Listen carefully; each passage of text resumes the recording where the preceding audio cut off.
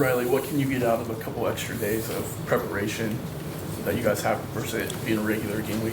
Yeah, I think the combination of like extra preparation and no exams and no finals. Like when we were preparing for Indiana, it was crazy. Guys were straight from practice to the library or taking an exam. So this week's just been incredible to leave practice and know you got 8 hours, the rest of the day to just study film and get your body right. And then being from Alabama, I guess was kind of like the chatter like back home. I try to not listen to it, but I mean, everybody's hitting up.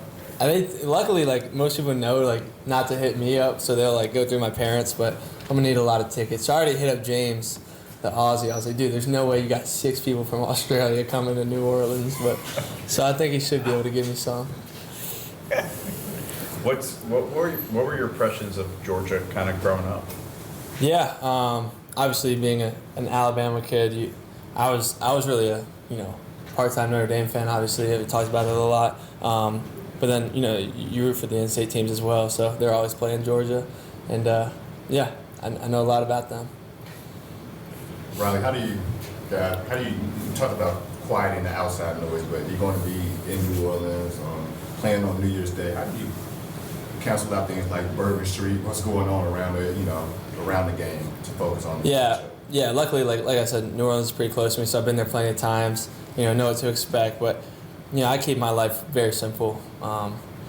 There's not really many distractions in my life. Kind of in my decision making off the field, and then with my family, girlfriend, everybody's got their head on straight. So it's pretty simple for me. I just asked Jadarian this question, pretty silly question, but you probably have a good answer to this as far as you take a lot of hits. But is there a difference in taking the hits from different teams and being an SEC Georgia team? I guess the only SEC team that I've played is A&M, and I didn't really notice the difference. So, I mean, these dudes are freaks, right? But I mean, taking a lot of hits in my career. So, a hit's a hit. I probably won't feel it to the next day anyway. What makes their defense a challenge? They do a lot of stuff up front, so they'll run a lot of different fronts and mess with that, and then they'll bring a lot of different pressures. There's not really many pressures they won't bring, and then they're going to man you up and play press, all these different things in the back end. So yeah, it'll be fun. And you talked after the IU game about appreciating this, coming from once being 3-9 early in your career, just the excitement level of being in a CFP quarterfinal game.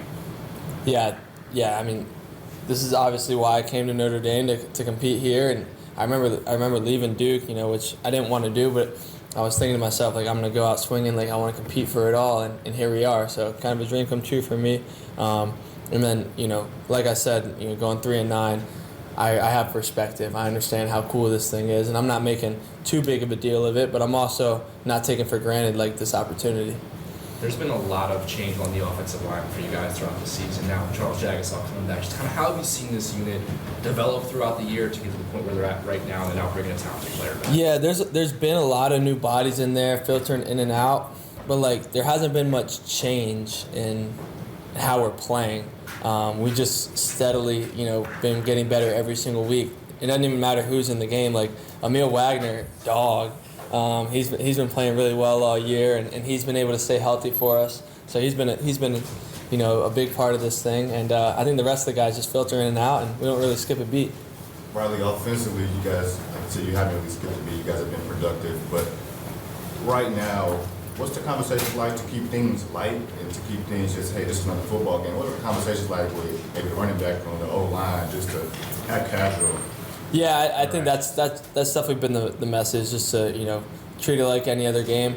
I think with this team though, you don't really have to say that too much because we are a very mature group, right? You only get a certain type of kid to come to Notre Dame, and it's a kid that has his head on straight and makes good decisions and doesn't make situations bigger than they are. So I think it's kind of just understood. Everybody in the locker room understands this game and has been very mature throughout this process and preparation.